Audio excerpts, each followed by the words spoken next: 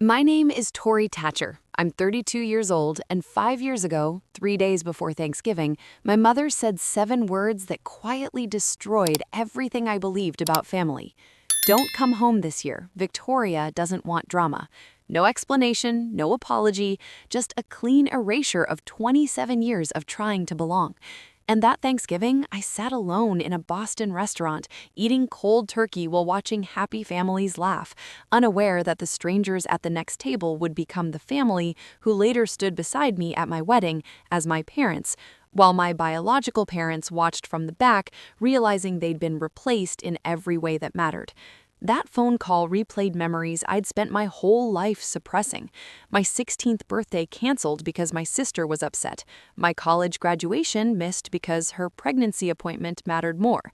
Every moment where I was told I was too sensitive, too dramatic, too much, until I learned to shrink myself into silence.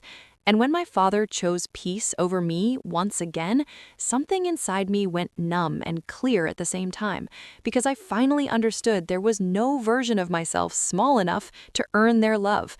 On Thanksgiving morning, I woke to silence, saw my sister's Instagram post of the people who matter most with no empty chair for me, and instead of disappearing into my apartment, I walked into Harbor View Grill, where warmth, laughter, and belonging surrounded me from every table except my own, until an older woman named Eleanor noticed my tears and said the words that changed my life. No one should eat alone today. And she invited me to her family's table, where her husband Richard, their sons, their grandchildren, and one sarcastic, kind-eyed man named Marcus welcomed me without questions, passed me food without conditions, laughed with me instead of at me, and toasted to unexpected guests who complete the table.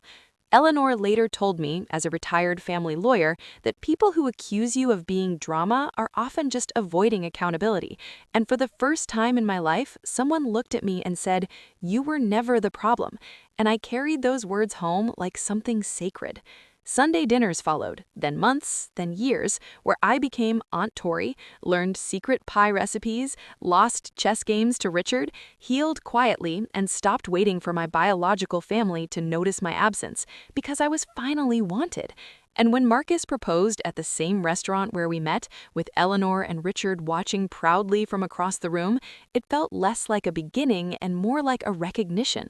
Planning the wedding forced a truth I could no longer avoid. My parents had no place on that invitation, and when Eleanor gently suggested adult adoption, it wasn't paperwork, it was affirmation, because Richard and Eleanor had already chosen me, and standing in court as an adult being adopted felt like being reborn into the family I deserved, legally becoming Tori Morrison. My biological family only resurfaced once they heard about the wedding, demanding invitations after years of silence. But I didn't owe them access to a life they abandoned. And on my wedding day in Napa Valley, as security quietly waited, my biological parents arrived uninvited, just in time to hear the MC announce, "Please welcome the parents of the bride, Richard and Eleanor Morrison." And I watched realization drain the color from my mother's face as she understood she had been replaced not out of revenge, but consequence. When confronted, I didn't raise my voice or beg for understanding. I simply told the truth, that they chose comfort over fairness, silence over protection, one daughter over another, and I chose differently. And when my father finally apologized, it mattered, but it didn't change the past. And Richard stepped forward with a father's certainty and said what I had waited my whole life to hear. "This is my daughter, and we protect our own." And as my biological parents were escorted out, I felt no triumph, only peace. Life afterward was full: love, a home, a career, and eventually a baby girl named Emily Grace Morrison, whose name carried the legacy of the family who chose me. And 5 years after that lonely Thanksgiving, I stood at the head of a crowded table holding my daughter, surrounded by laughter, chaos, and unconditional love, realizing the truth I wish someone had told me sooner. Family isn't blood, it isn't obligation, it isn't enduring neglect for the sake of peace. Family is who shows up when you're crying alone and pulls up a chair. And setting boundaries isn't revenge, it's survival. It's choosing yourself when no one else will. And if you've ever been told you're too much simply for asking to be treated fairly, know this: it was never you. You deserve to be chosen, fully and without conditions.